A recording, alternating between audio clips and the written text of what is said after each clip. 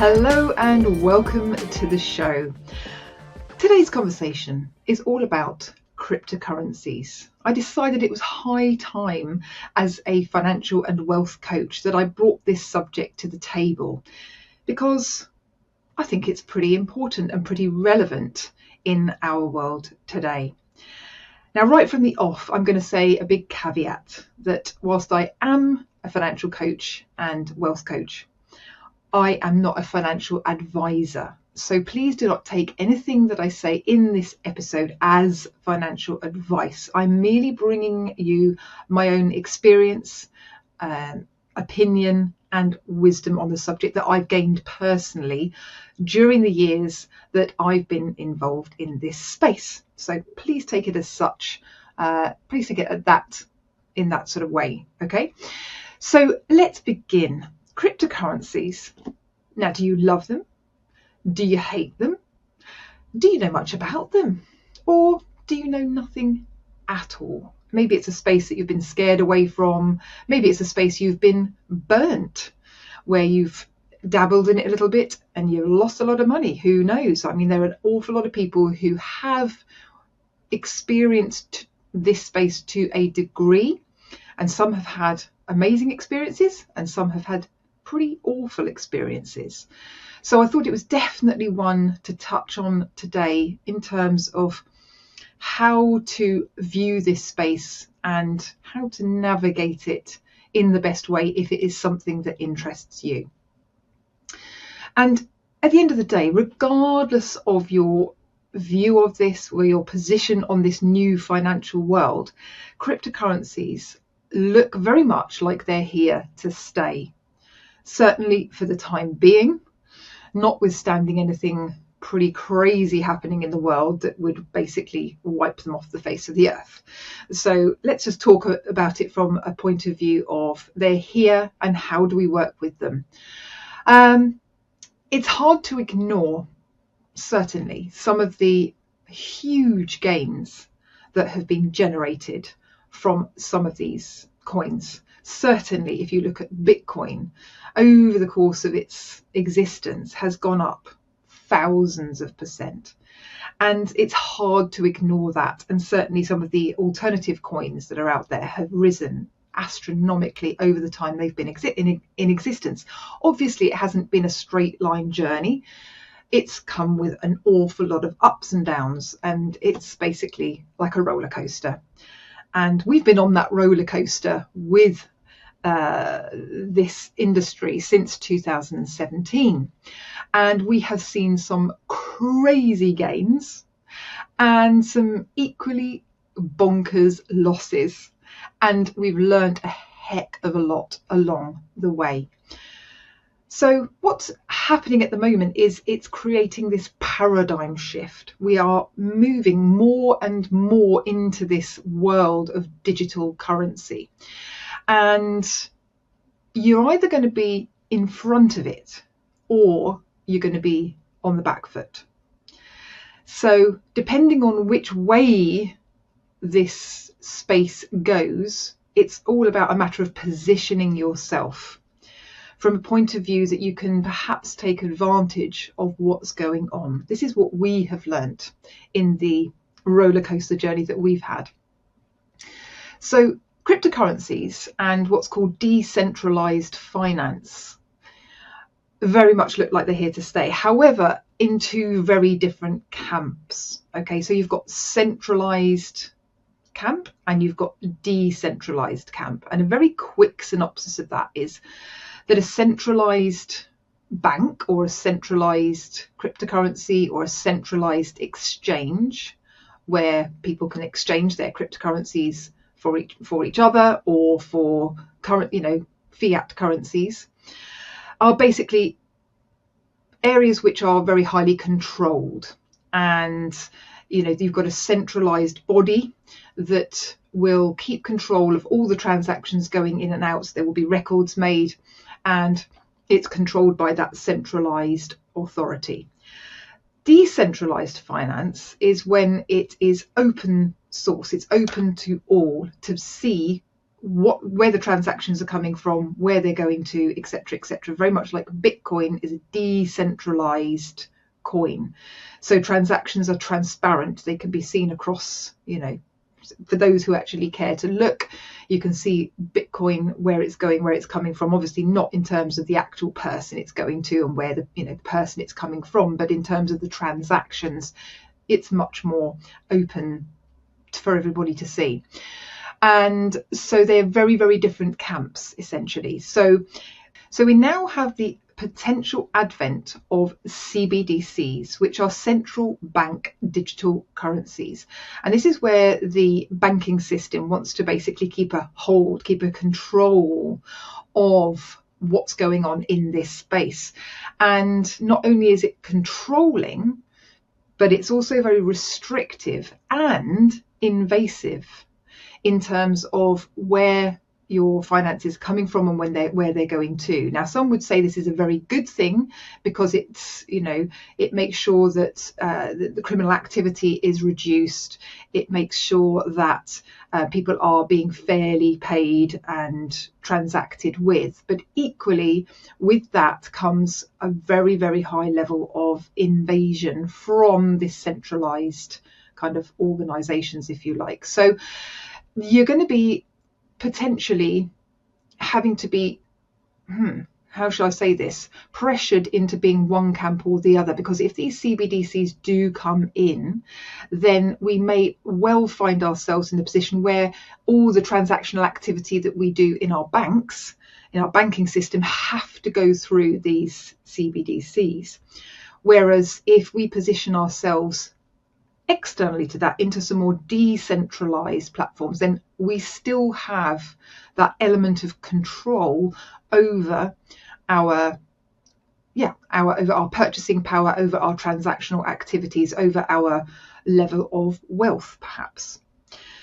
So regardless of what anybody tells you about them, whether they're telling you that cryptocurrencies are going to go to the moon or whether they're going to go to zero, essentially you have to follow your own feeling in terms of navigating this space. You have to educate yourself. This is not an episode to educate you on which cryptocurrencies to go for or which ones not to go for. It's just merely to bring your attention to the fact that it might be interesting and potentially a great idea to position yourself in this space in a way that's going to benefit you. So what I mean by positioning is that you dedicate a certain amount, a percentage, if you choose to, if you feel to, a certain percentage of your overall net worth into this cryptocurrency space. Personally, and this again is just caveat, my personal opinion and my feeling is that this opportunity that we have has the potential to be like when computers first came out. I mean, people talk about, well, imagine if you'd been able to buy Microsoft shares when they first came out. Well, most of us alive now weren't in that position. Most of us who are actually earning well now and, have a good solid base weren't in that position when Microsoft came out, right, to be able to take advantage of those early days. And even it's the same with the dot-com boom. It's the same when the advent of the internet came out. Again, most of us weren't really in the space necessarily to see the opportunity that the internet could bring to our world. And certainly, even to a much lesser extent, actually have the funds to put into these, internet companies. And we, of course, all heard about the dot-com boom and bust, where a lot of people made a lot of money and even more people lost money. But over the course of time, the internet has brought an awful lot of wealth to people in the know. And so this is what I'm seeing, is that cryptocurrencies seem to be having that same sort of potential, that same sort of opportunity.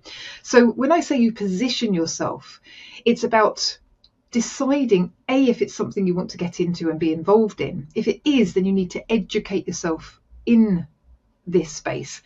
And what we have done is we have positioned ourselves to the tune of around about 5% of our overall net worth into this arena, into this industry. And we've been doing this slowly but surely since 2017. Back then, we put around about £5,000 of our own money into different cryptocurrencies, and we rode the roller coaster.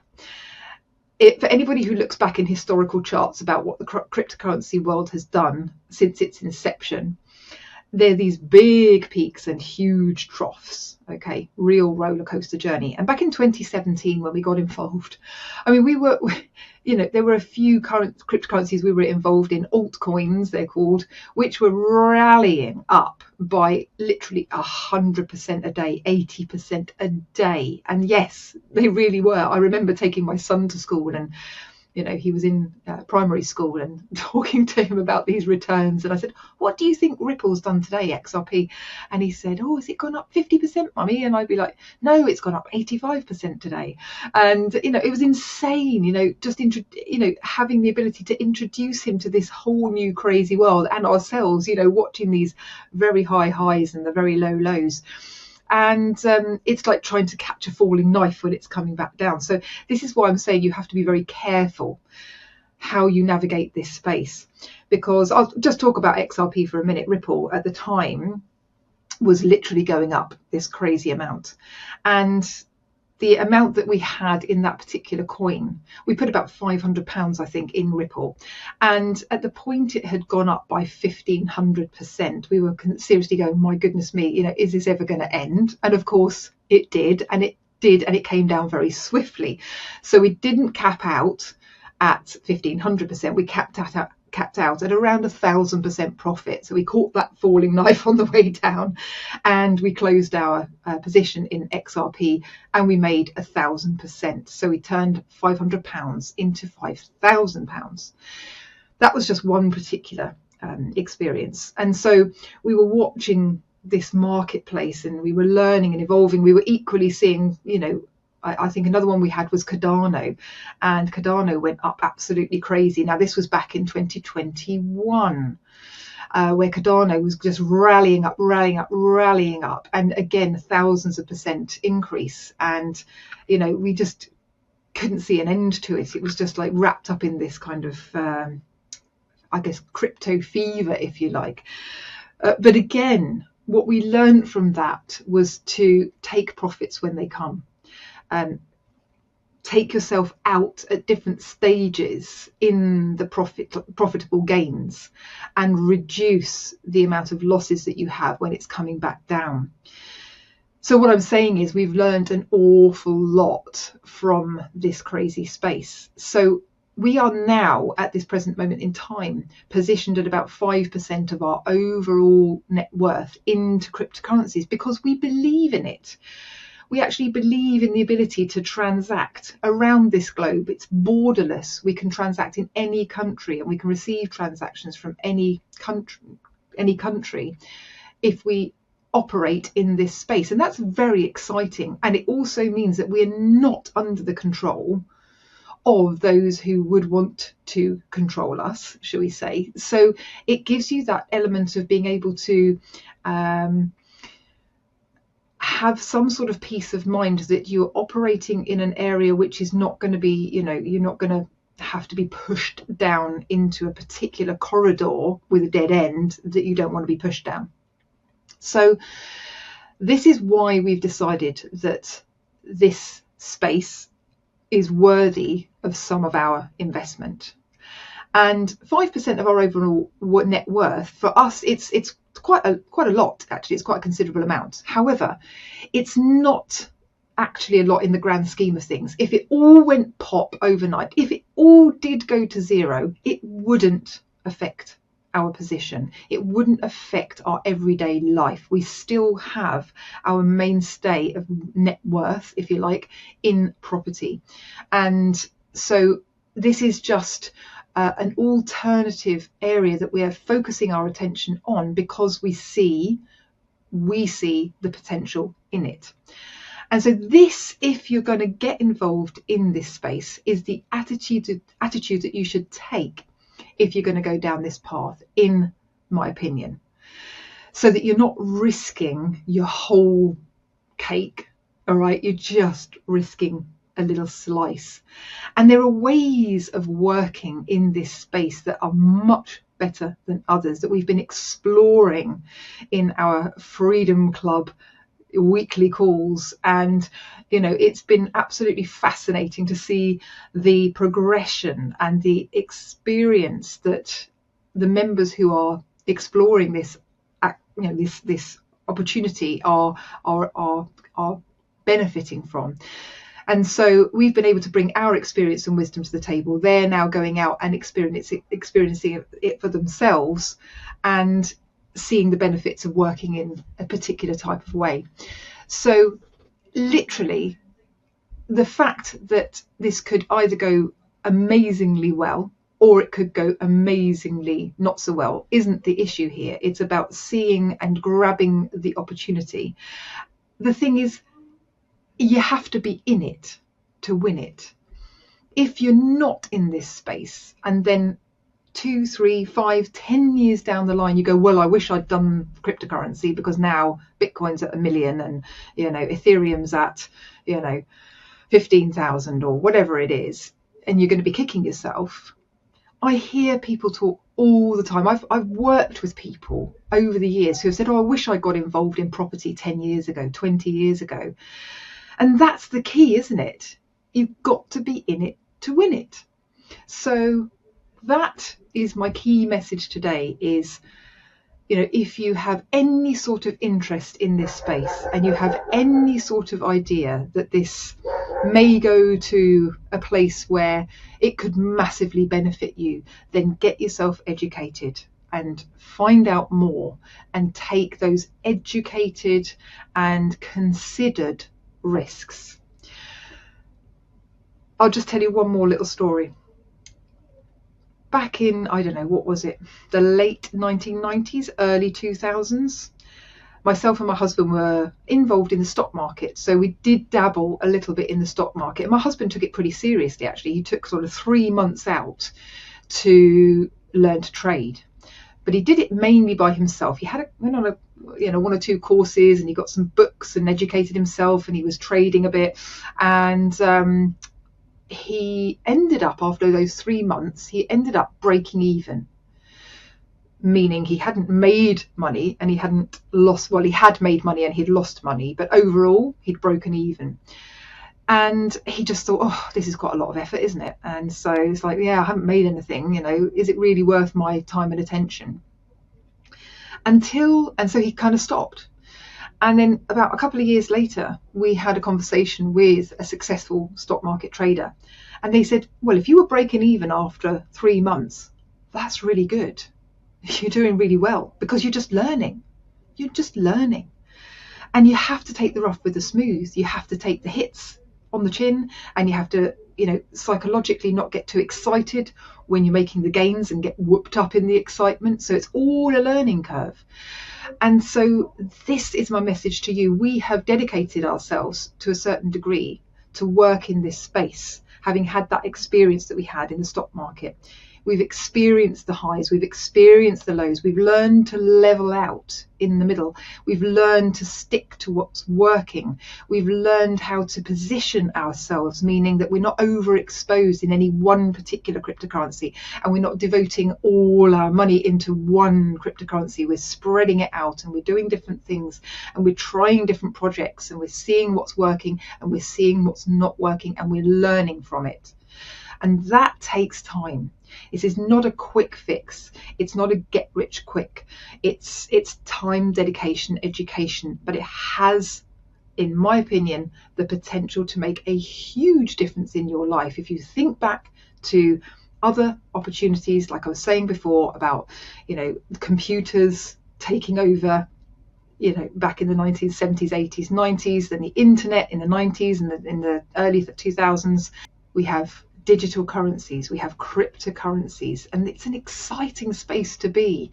And I've been fascinated. It's taken me quite a long time to learn the terminology, to learn which cryptos are working, which are not, when to get in, when to get out, how much to put in, how much to not put in, when to exit, etc., etc., etc. So it does take time and it does take dedication.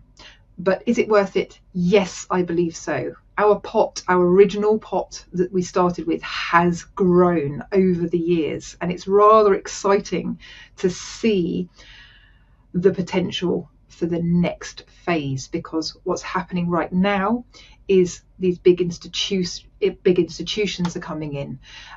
We now have dedicated ETF, exchange traded funds, which are, dedicated to dealing in large volumes with Bitcoin and no doubt other cryptocurrencies over the course of time.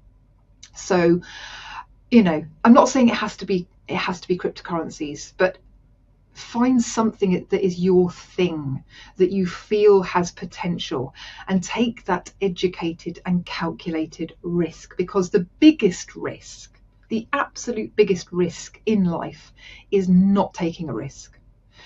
If we hadn't taken the risks that we have taken over the course of these last 25 years or so, we would certainly not be in the position we're in now. We certainly have not earned like amazing amounts of money in days gone by. We didn't have the big salaries. I was earning not even the national average when I first started, and my husband was a mature student and didn't have much earnings either.